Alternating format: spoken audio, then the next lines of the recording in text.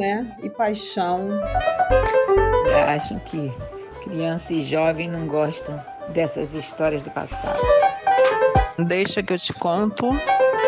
Bibliotecas culturais.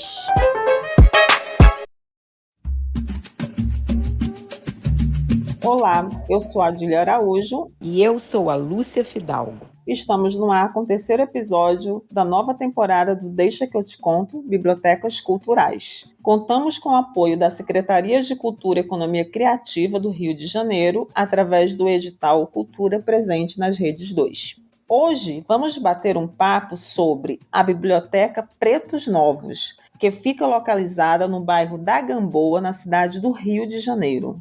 E eu pergunto para ela: moça, quem é você no universo das bibliotecas culturais?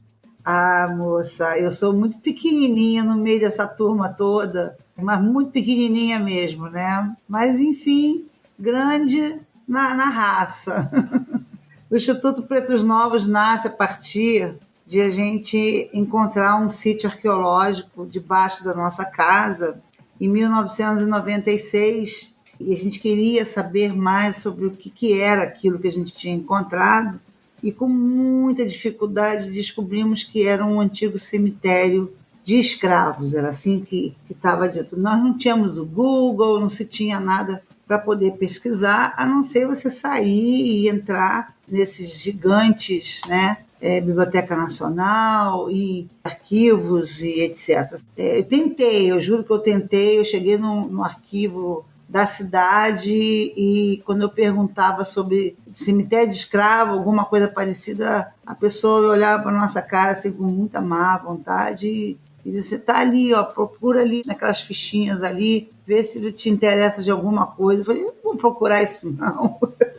Milhões de fichinhas, né? E assim, eu só queria saber por curiosidade, mais nada, eu não sou uma cidadã comum do povo, de uma área que não tem nada a ver com humanas, nem nada disso. Mas aí então a gente foi, e com o tempo nós fomos descobrindo aos pouquinhos o que era o Cemitério dos Pretos Novos. E lá, mais ou menos no ano de 2001, era um complexo do maior mercado de cativos africanos do mundo, não das Américas, do mundo. Aqui, os livros dizem que você tem aí mais de 1 milhão de cativos desembarcados aqui na região, mas vai muito mais. Ainda estão recontando isso, né? Na verdade, toda a história do preto tem que ser recontada, e muito bem recontada, porque o apagamento histórico da passagem desses cativos que chegaram aqui no Rio de Janeiro, daqui eles saíram para trabalho forçados em fazendas e em minério na região sudeste. Você tem uma ideia, a Campos tinha um engenho que tinha 11 mil escravos, era uma Volkswagen nos anos 80, né? Então, assim, mas eu não tinha nada para ler, não sabia aonde buscar um conhecimento de uma história que parecia que não existia. Por diversas vezes a gente se perguntava se realmente o que nós achamos no debaixo da nossa casa era importante, porque havia um descaso muito grande da parte do governo, né, da prefeitura, e nem se fala do Estado, nem se fala federal. E quando a gente ia reclamar com eles, porque eles não vinham fazer a pesquisa, aí eles começavam a nos ameaçar de desapropriação, ameaçar de perdermos a nossa casa. Isso aí eu acho que era tipo assim: cala tua boca, senão tu fica sem sua casa. Mais ou menos assim. E quando foi em 2001, mudou o governo, mudou o prefeito, e sai na época que nós achamos o Cemitério dos Pretos Novos. Era o governo Conde, entra o governo César Maia, um dos diretores do arquivo da cidade, se interessou pelo assunto, pelo achado arqueológico, nos procurou e perguntou se havia a possibilidade de retomar, né, que é uma coisa que eles não fizeram, mas seria, dessa vez, pesquisar o solo lá de casa sei lá, pesquisas históricas e arqueológicas, e, enfim. E a gente, olha, eu estou esperando isso há muito tempo, né? A gente nem fez as obras aqui, a casa está do jeito, fizemos alguma coisa à revelia para poder morar, mas assim, a gente não fez nem acabamento no piso, porque eu sei que vocês um dia viriam aqui e iam quebrar o piso para poder ver o que está aqui debaixo, né? Pesquisar, enfim. E aí ele fez um seminário. Esse seminário, se vocês buscarem na prefeitura, lá no arquivo da cidade, ele nem tem anais, para você terem uma ideia. Foi um seminário internacional. O nome do seminário era Cotas da Escravidão, novembro de 2001. Não tem anais, só tem um catálogo de uma exposição que foi feita no arquivo da cidade. No ano seguinte, esse homem ele é exonerado do cargo. Interessante isso, né? Bom, a gente deixou para lá, não procuramos mais ninguém da prefeitura, fomos tocando a nossa vida e tentando buscar saber qual é a importância desse lugar, porque afinal de contas não ia para frente nada, pesquisa, nada, nada, nada. Até que em 2005 nós conseguimos comprar 2 imóveis ao lado da nossa casa, que seria para ampliação da casa. Um deles ia ser a garagem.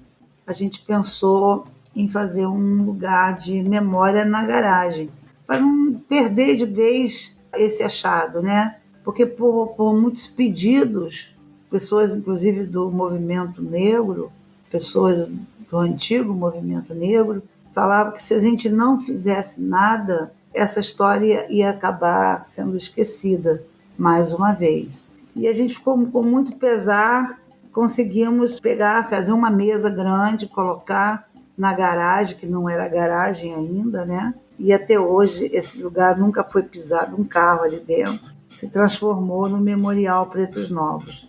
E em 2010 o IPN ele consegue ser ponto de cultura do convênio com o governo federal, o MINC, e mais o governo do estado. E dentro desse projeto, que foi o primeiro projeto que a gente conseguiu, eu me lembrei de uma passagem em 2001, quando houve uma festa na nossa casa da prefeitura, né, dizendo que a história começava por ali, que era um dizer, né, da prefeitura.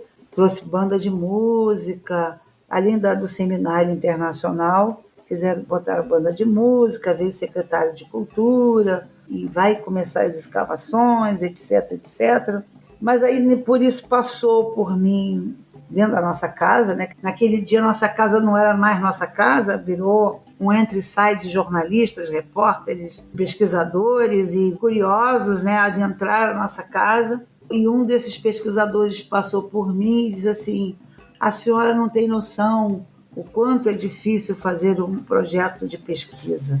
Eu falei assim: eu não sei se é difícil ou não, para mim poderia ser, porque eu não sou da academia, mas para os senhores, né, deve estar acostumado a fazer isso. Além do mais, o que adianta você fazer um projeto de pesquisa se a gente nunca vai ler essas pesquisas, a gente nunca vai tomar conhecimento dessas coisas que você pesquisa? Aí eu enfiei o dedo no nariz dele e falei assim: um dia eu vou trazer essa academia para o povo. E aí eu dei as costas pro cara e fui embora e fiquei lá na festa, né? Fingindo que estava feliz da vida, porque eu sabia que aquilo ali não ia dar em pizza. Nem pizza ia ter. E realmente, essa pessoa maravilhosa, que foi o diretor do arquivo da cidade naquele ano, ele foi exonerado no ano seguinte. E nada aconteceu. Bom, com essa missão de trazer a academia para o povo, para que a gente pudesse ler o que é pesquisado, eu fiquei com aquilo ali na minha cabeça: como é que eu vou fazer isso? E aí a gente fez nesse projeto do Ponto de Cultura 2 grandes coisas: as oficinas de história e a biblioteca. Eu catei tudo que era livro que pudesse ter em ano 2010, tudo que fosse livro que falasse do negro, cultura, história, antropologia, sociologia, dicionário. Olha, eu fiz uma bagunça, porque, caramba, para poder reunir esses títulos foi muito difícil. Teve até uma pessoa de uma livraria que tinha ali na Lapa, eles me ajudaram a reunir esses números, assim, tem livros, inclusive, que hoje nem existem mais, não são publicados. Eu consegui reunir naquela época uns 200 livros importantes, né, sobre a cultura e a história afro-brasileira e africana. E aí fui catando livro, catando livro, catando livro. Hoje nós temos 1.200 livros. Eu chamo que a nossa biblioteca é a biblioteca de quintal, né? É uma biblioteca onde há livros assim. Nós temos uma coleção, por exemplo, do cemitério de Nova York. Eu gostaria tanto que aquela pesquisa que fizeram naquele cemitério de pessoas escravizadas, né, fizessem aqui também. É uma coisa incrível. Pena que é tudo em inglês, mas assim, você vê como é que é o tratamento com os mortos africanos ou afro-americanos que ali foram enterrados, coisa que a gente não tem aqui. Infelizmente, a gente não tem. Mas eu prometo que um dia vamos ter. Não sei como, mas do mesmo jeito que eu consegui montar essa biblioteca e fazer as oficinas trazendo todos esses doutores e mestres que fazem suas monografias, suas teses sobre a história do negro, qualquer coisa que escreva uma linha sequer sobre africanos e afro-brasileiros, vai estar aqui na biblioteca e vocês vão poder assistir ou ouvir essas oficinas. E é assim que nasceu a nossa biblioteca. É isso aí.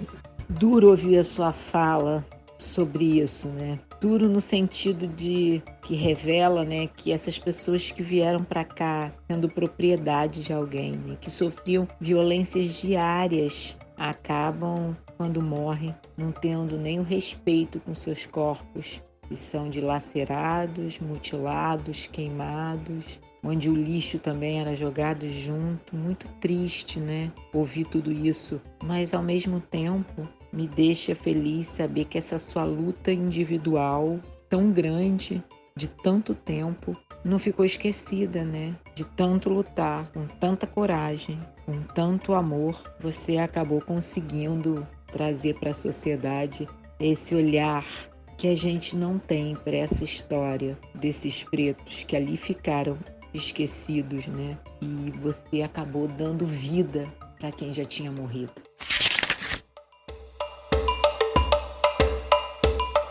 Mercedes, quando você falou, né, que você saiu catando os livros, eu, assim, você falando de toda a história, como você descobriu, né, toda essa... É a história viva, né?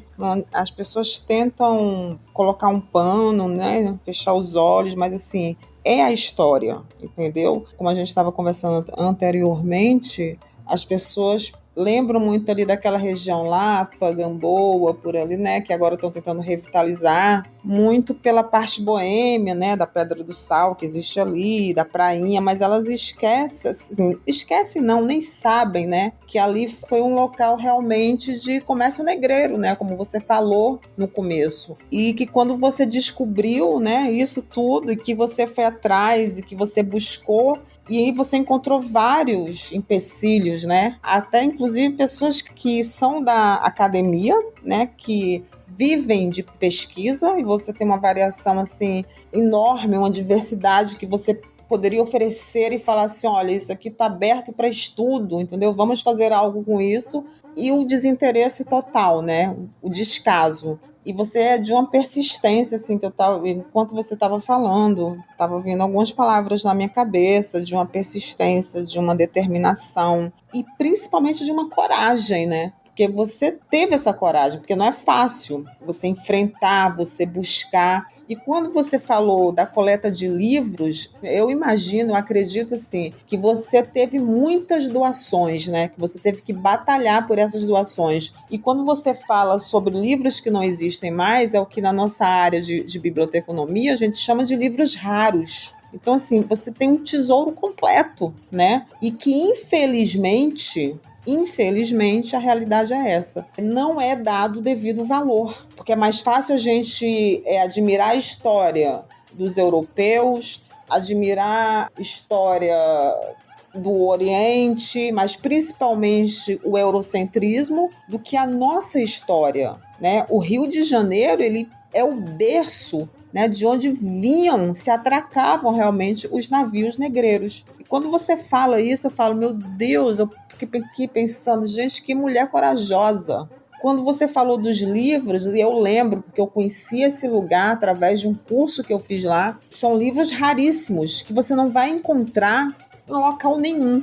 E você me falou desse projeto, né, Ponto de Cultura, né, que foi aí que nasceu a biblioteca.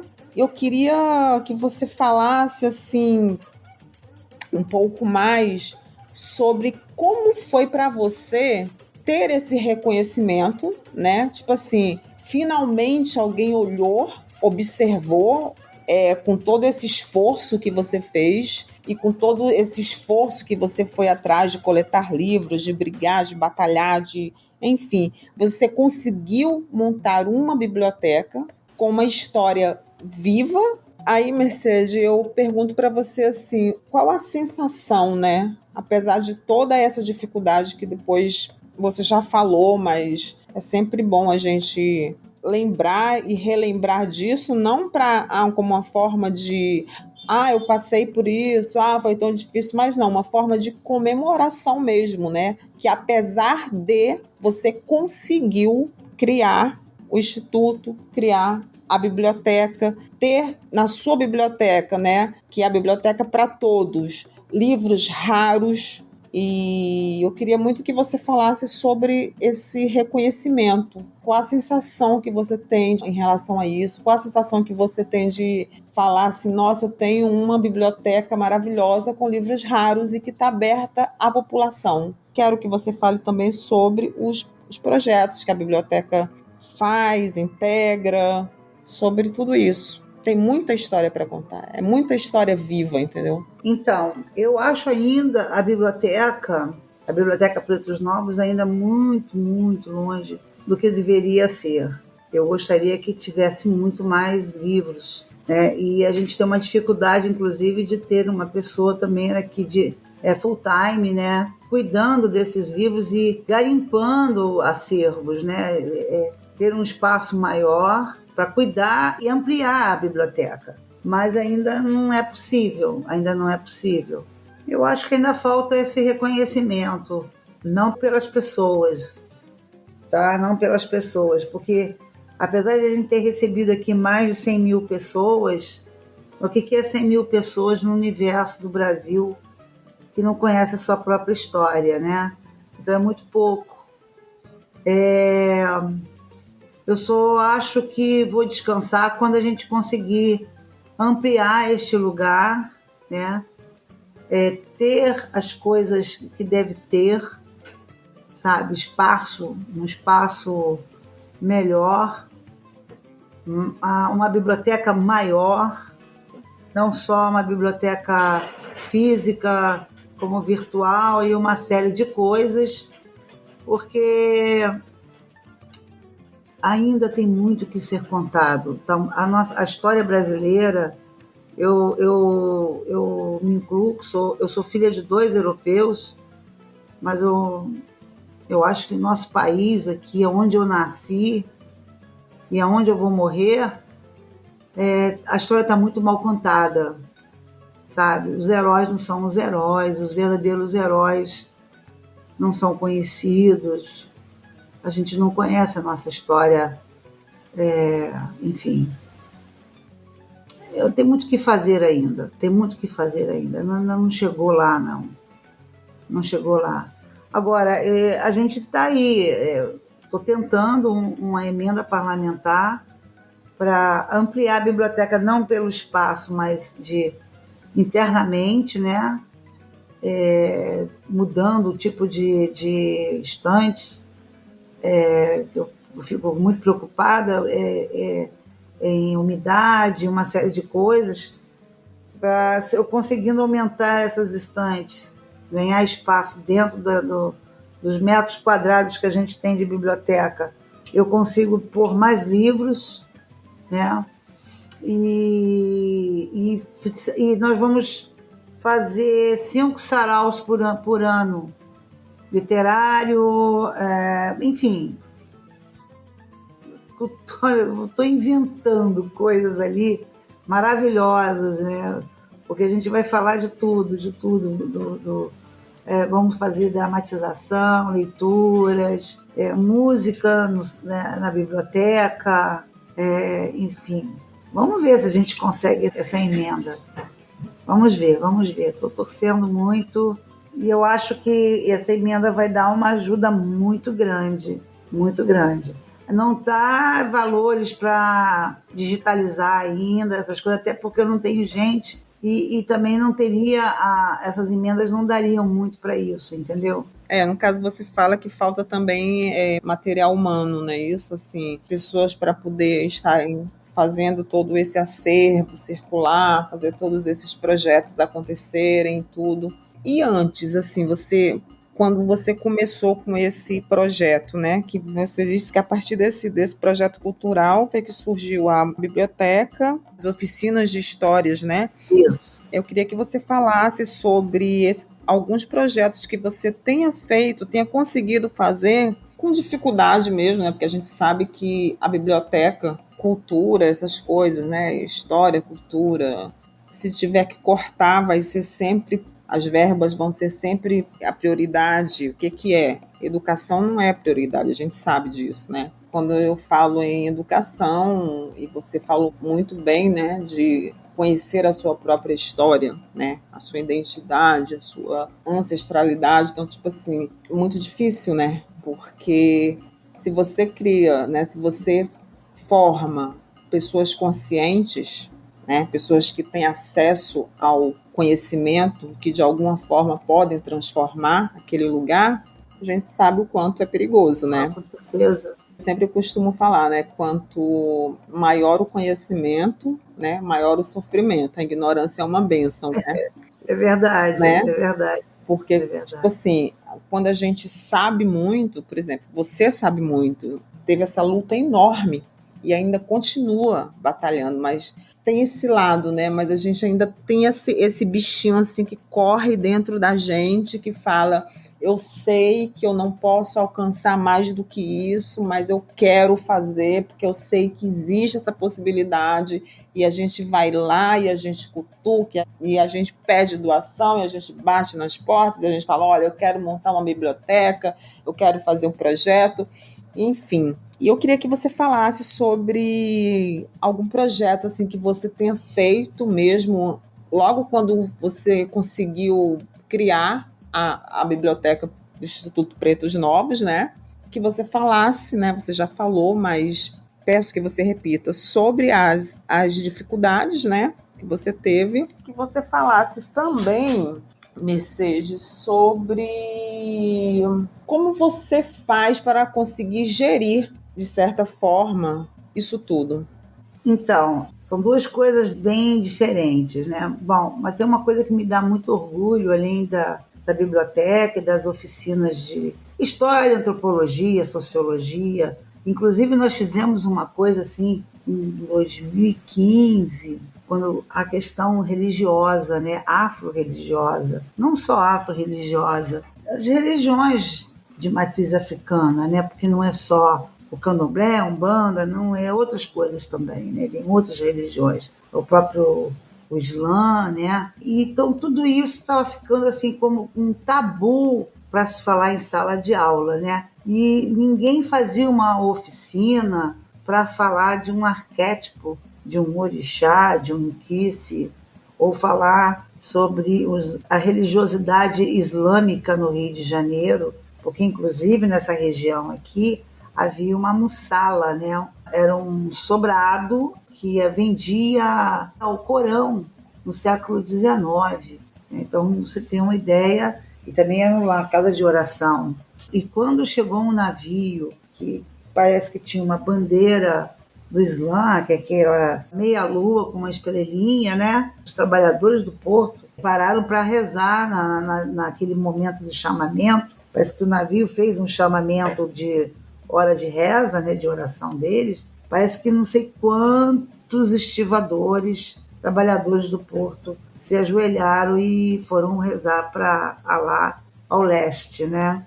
Então tem a questão religiosa, era um tabu para se falar. Então o que nós fizemos? Nós fizemos uma série de oficinas falando de arquétipos. E a primeira oficina que deu assim uma loucura, foi uma coisa assim, eu estava morrendo de medo, ao mesmo tempo super otimista, né? Quando eu consegui uma pessoa para falar do primeiro orixá, que é o Exu, né?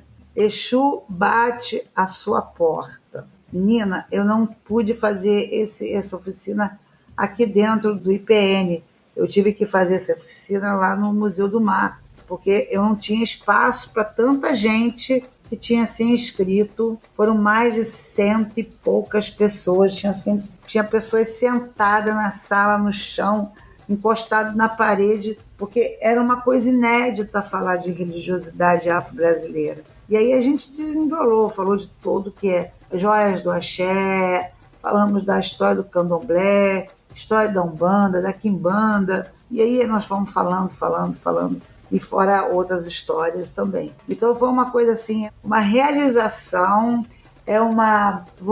você vai não rir não, mas é uma vingança que eu fiz com aquele homem que disse para mim que era muito difícil publicar a pesquisa para as pessoas lerem.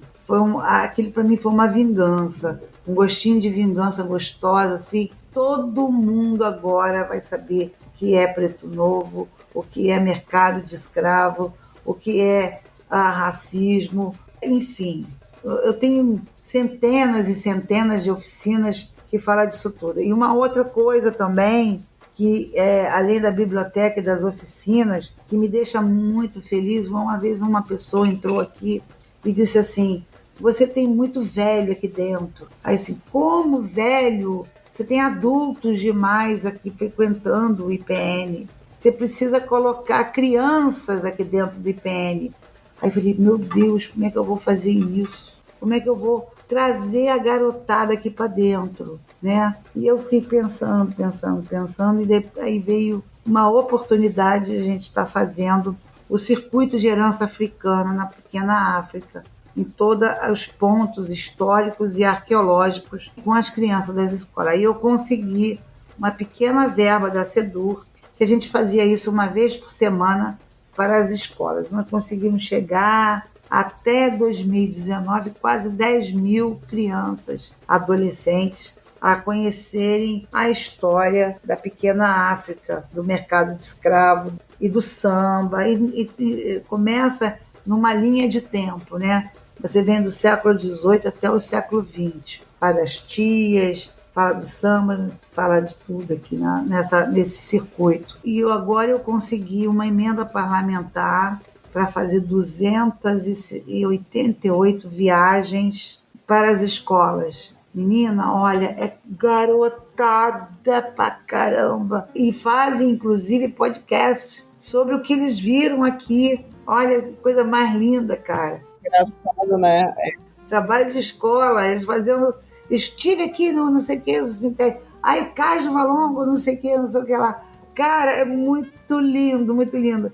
E assim, o que acontece? Academia para o povo, e agora a gente conseguiu fazer educação patrimonial, sabe? Contar para essa meninada o que é a história delas, que nunca vão ler. Talvez, não quero falar isso, não, que isso dá azar. Mas, por enquanto, não está no livro de história ainda. Ainda não estão nos livros de história. Existem cartilhas para professores que a LERJ fez sobre o circuito de herança africana. Foi uma tiragem pequena, a gente tem aqui, inclusive, para dar para professor, para falar em sala de aula sobre a região. É uma região riquíssima de história. Enfim. Que maravilha, né? Ainda acham que criança e jovem não gostam dessas histórias do passado. Agora, a pergunta que você me fez de como é que a gente faz tudo isso, não sei, cara. É muito milagre. É muito amor, milagre. Né? E paixão. coragem e luta é você ter a vontade de tornar acessível aquilo que alguém te falou assim, você não pode ter acesso a isso. Isso aqui não é para você, né? E você provou, né? Tipo assim, claro que é, né? Quando você falou da quantidade de pessoas e a gente vê que é tudo uma grande falácia, porque é aquilo que a gente comentou antes, né? Para que dar conhecimento, né? Para que o povo conhecer a sua própria história, a sua realidade, não aquela que está lá contada nos livros didáticos, inventada, né? E depois passou pela literatura também inventada, querendo criar uma imagem que, ai, descobriram não, invadiram, entendeu? Invadiram o nosso país, trouxeram pessoas escravizadas. A escravidão existe desde que o mundo é mundo, todo mundo sabe disso, entendeu? Mas o Brasil foi o último país a querer reconhecer a abolição e só fez isso porque teve vários outros interesses que a gente sabe que existe e que historicamente tem uma dívida, sim, tem uma dívida que nunca vai ser paga. Porque quem construiu o nosso país foram justamente os braços, as chicotadas recebidas pelos negros, pelas negras, que também, além de tudo, ainda serviam como ama de leite e amantes, né? A gente sabe disso. Então aí a gente tem várias histórias, né? A gente Amantes tem forçadas, né? Amantes forçadas. exatamente, amantes forçados. E aí a gente tem várias histórias aí que a gente pode falar dentro disso. A escravidão, o negro, o papel da mulher, o trabalho forçado, a violência em todos os sentidos. Essa é a nossa história de violência. Tipo assim, não foi assim, ai, cheguei, descobri, trouxe da África. Não é, entendeu? Foram forçados a vir, foram tirados para cá. E daqui, né, depois veio a abolição da escravatura e eles não tinham salário, eles não tinham como ter uma moradia, e daí surgiu, tipo assim, o Rio de Janeiro ele é permeado por essa história. Os cortiços, as favelas, né, que as pessoas também querem fechar os olhos, mas as favelas elas foram criadas justamente porque não tinham aonde morar. Eles foram libertos. Nós libertamos uma ova. Então, tipo assim, não tem isso. É uma dívida que nunca vai ser paga. O Brasil é marcado por várias arbitrariedades. Por exemplo, quando você fala das favelas, me vem a história do Bota Abaixo, do Pereira Passos, que ele é um herói, né? Pereira Passos, Paulo de Frontin. Você não tem que calhordas eram essas pessoas, sabe? A Sim, história, a história do o Bota Pereira Abaixo, Passos, nossa. é isso. Então, assim, quando eles abriram a Avenida Rio Branco e fizeram o desmonte do castelo, eles tiraram, porque aquele morro do castelo era um lugar onde de vários cortiços. Cortiço não era só nessa região aqui, não. Aqueles casarões antigos lá eram um maior cortiço. Quando eles acabaram de destruir tudo aquilo ali, você sabe quantas pessoas ficaram sem habitação no Rio de Janeiro? 20 mil pessoas. Aí para onde essas pessoas foram? Foram para o subúrbio, para as baixadas, E aí, foi empurrando o pobre, né? Empurrando o pobre, aqueles aliás, a pobreza e a ignorância é uma escravidão, porque você sendo pobre e ignorante, você faz qualquer tipo de trabalho para poder sobreviver. O maior crime que o poder público pode fazer com o seu povo é a pobreza e a ignorância. Isso aí devia ser um crime Inafiançável, exatamente. porque Deus me livre. Você com fome, sem poder morar, você não tem moradia. A violência e a pobreza, né? Essas pessoas que vão vivendo em condições precárias e que a sociedade tenta esconder, né? Como a Mercedes disse, vai empurrando e empurra até hoje, né? Até hoje eles estão sendo empurrados.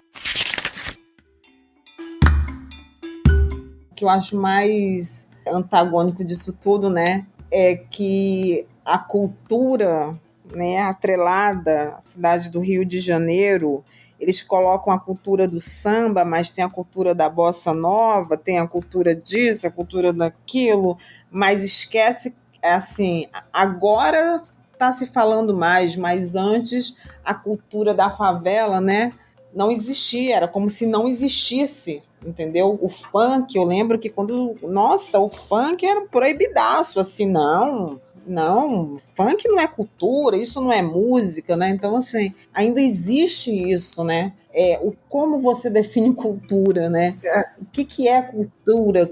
Como você fala disso, assim, e diz que aquela pessoa, né? Nós vivemos num país super desigual e nós moramos numa cidade, para quem não é do Rio de Janeiro e não conhece o Rio de Janeiro é cercado de favelas. Seja na Zona Sul, seja na Zona Norte, seja na Zona Oeste, seja na região dos Lagos, seja na Baixada Fluminense. O Rio de Janeiro é cercado. Então, não tem essa assim, se encontram, entendeu? Você pode estar no Leblon que você tem uma favela do lado. Então, tipo assim, é uma separação, é uma segregação da cidade e que, tipo assim, existem pessoas que fecham os olhos, e a gente sabe, sim, tiveram até o absurdo de quererem fecharem as praias, né, para que o pessoal da Zona Norte não fosse frequentar a Zona Sul, enfim, tem todas essas coisas aí que a gente sabe. Mas é muito engraçado também, porque isso precisa ser dito,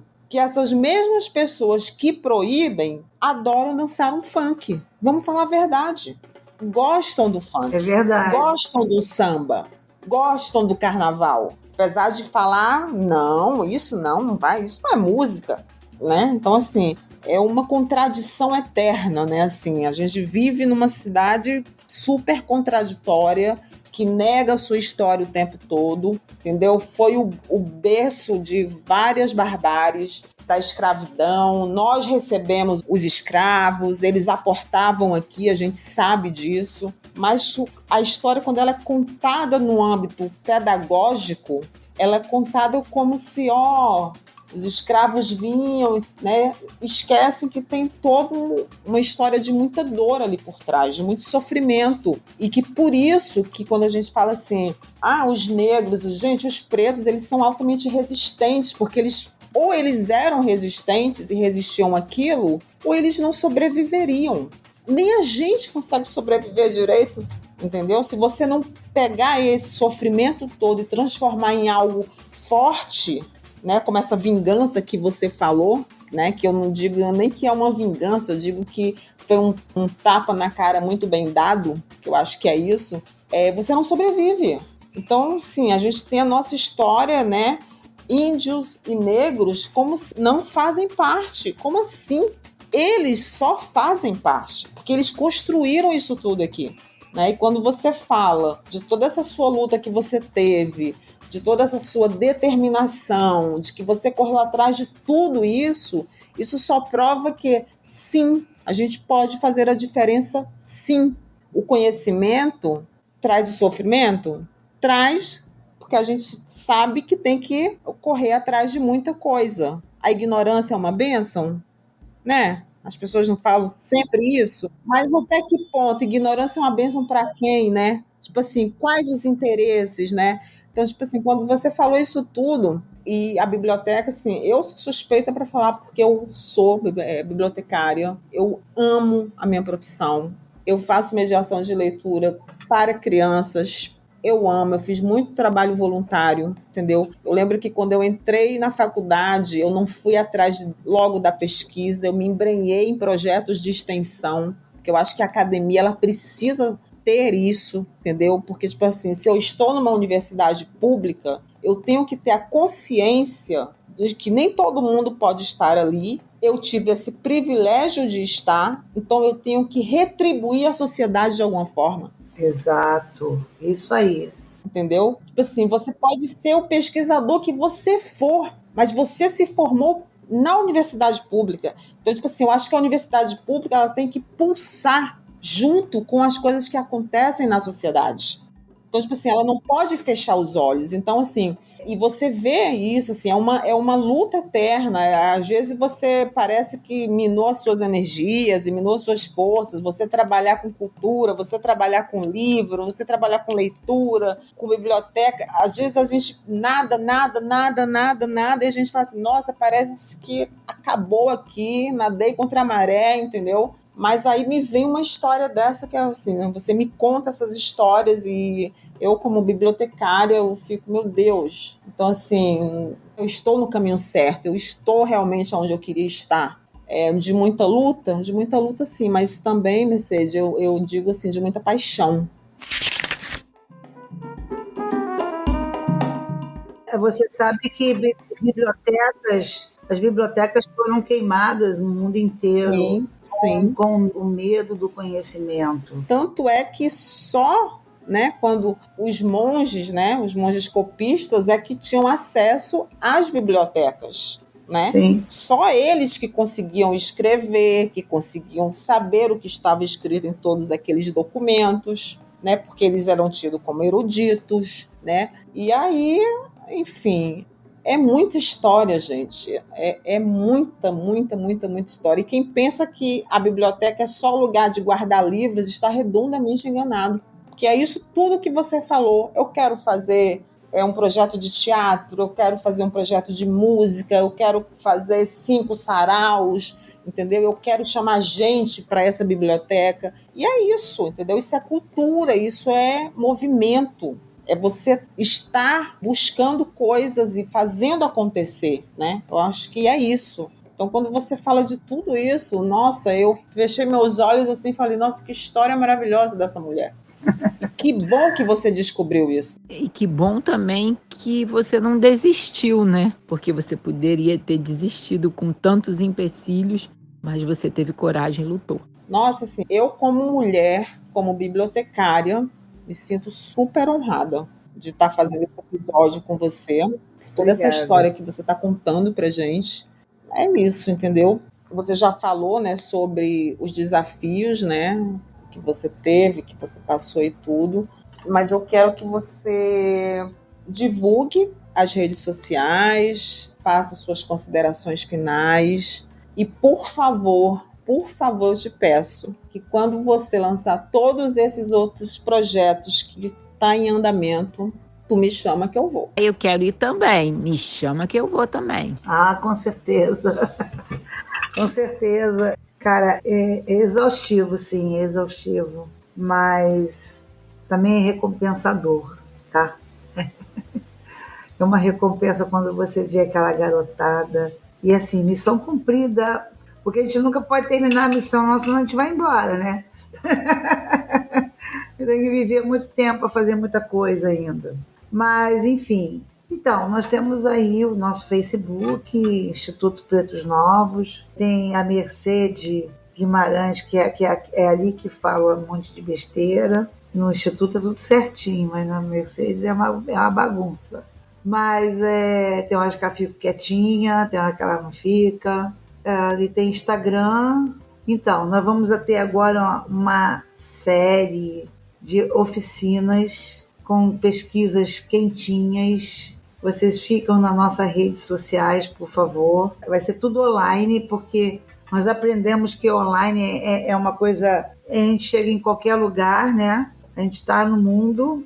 Online a gente consegue ultrapassar mares e rios e montanhas para levar o conhecimento a quem que queira obtê-los, né? Não tem distância. Então, vai ser sempre à noite, as nossas oficinas, vão de segunda a quinta. Creio que em julho ou junho, nós já estamos com, de dizer, quase 200 oficinas, varando o ano todo e o ano que vem. Fora o circuito de herança africana, que esse não tem jeito, tem que ser presencial. Mas aguardem que vem coisas boas por aí. E a gente vai ficar cansadinho, mas tudo bem. Nosso site também, ele é um ponto de referência de vocês poderem estar se inscrevendo nas oficinas né? E nos circuitos também, e nos eventos, porque nós estamos preparando um projeto que eu não devo nem falar muito por causa dessa questão aí do governo atual, mas é uma mistura de oficinas curtas e um evento. Nós vamos falar de, por exemplo, de uma cultura popular, mas antes de ter esse evento, nós vamos falar a história daquela cultura. Como surgiu, por que surgiu, questão assim de meia hora, 40 minutos, e depois você vai ter, por exemplo, um jongo. Nós vamos contar a história do jongo e a seguir vai ter um jongo. Isso vai ser presencial, não tem jeito. Nós vamos falar a história do samba, parte 1, parte 2, parte 3, parte 4. Vamos dividir o samba em várias partes e nós vamos falar de cordel também, né? É muito interessante a história do cordel. E assim vai. São 40 oficinas com 40 eventos. Quer dizer, uma outra emenda parlamentar. Eu não quero falar os nomes, porque senão fica uma coisa de política. Não falo mesmo não, exatamente. Mas eu agradeço a todos esses parlamentares que teve um olhar bacana para aqui para nós. E foi assim, se não fosse eles, a gente já estava meio que cansados. Mas graças a Deus existe gente boa. Isso aí, muito obrigada. Eu quero agradecer imensamente a sua participação. Eu conheci a biblioteca, eu fui lá e tudo, por isso que eu insisti tanto em trazer você. Falei com a sua filha, a Rafaela, e ela manda um e-mail tal, e eu mandei o e-mail, e depois falei pelo WhatsApp, aquela coisa toda, porque a história é muito linda. É a história viva. Eu acho que a gente precisa ter conhecimento disso, a gente precisa saber quem nós somos, né? O pertencimento, né? A quem nós pertencemos, quem eu sou, quem eu, Adília, enquanto brasileira, ocidental, uma mulher colonizada, quem eu sou. E quando você falou isso tudo, né, que para mim foi uma aula, você deu uma aula, mulher, você é uma mestra, assim, e você trouxe isso à tona, né? É você saber de onde você vem, né? Porque muitas pessoas têm aquelas frases feitas, né? É saber das suas raízes, mas nem todo mundo quer saber das suas raízes, mas é necessário que se saiba. É daí que você cria a sua base, de onde você veio, né? E a gente nega o tempo todo a nossa história, a nossa cultura. A gente tem vergonha. Vergonha de quê? Né? E você veio para provar isso. Então, assim, eu fico pensando sempre em cada episódio qual palavra, né, que define aquele episódio. Só que no seu caso foram várias palavras: persistência, luta, determinação, paixão, né, vontade, sabe? São infinitas, né? Então, assim, eu só tenho a agradecer.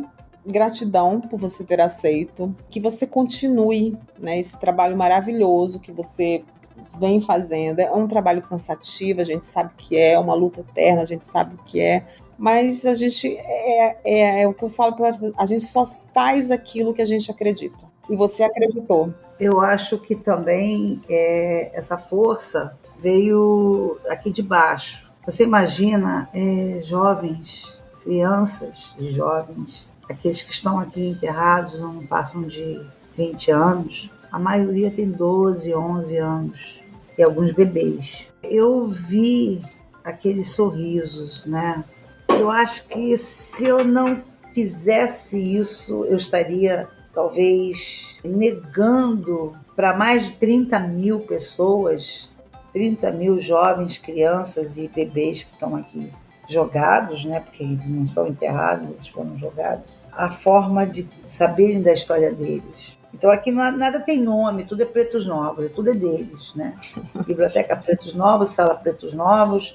A única coisa que não tem nome deles é a cantina, que é Zimbu Quitudes, e a lojinha, que também não é nome deles, porque não tem nada a ver com eles. Isso aqui é uma questão de sustentabilidade. Sim. Mas o resto aqui, tudo é Pretos Novos. Não tem a Maria, João, José, não tem. É tudo Preto Novo.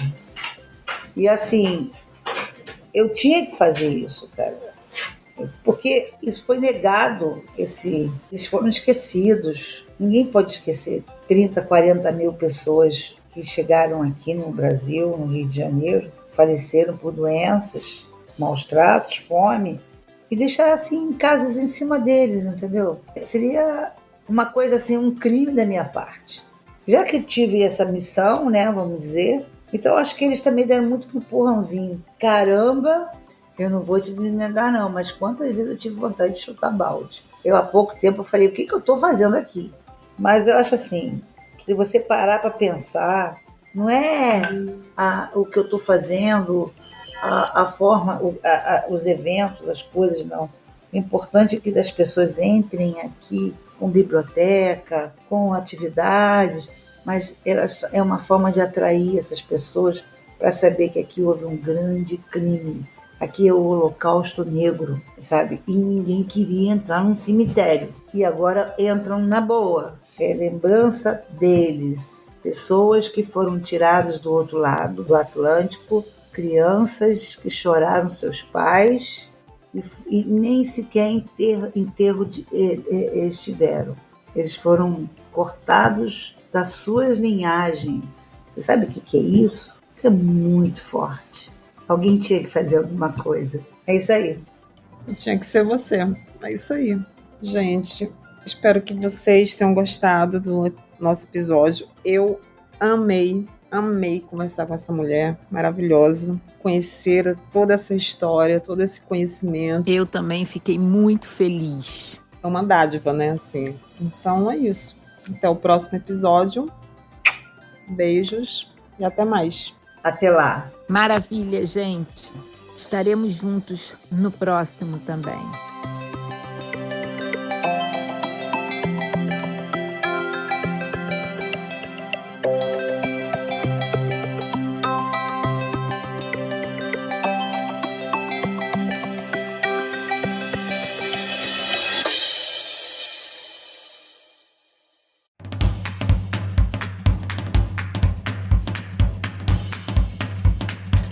O Governo do Estado do Rio de Janeiro e a Secretaria de Estado de Cultura e Economia Criativa do Rio de Janeiro, através do edital Cultura Presente nas Redes 2, apresentam Deixa que eu te conto, Bibliotecas Culturais.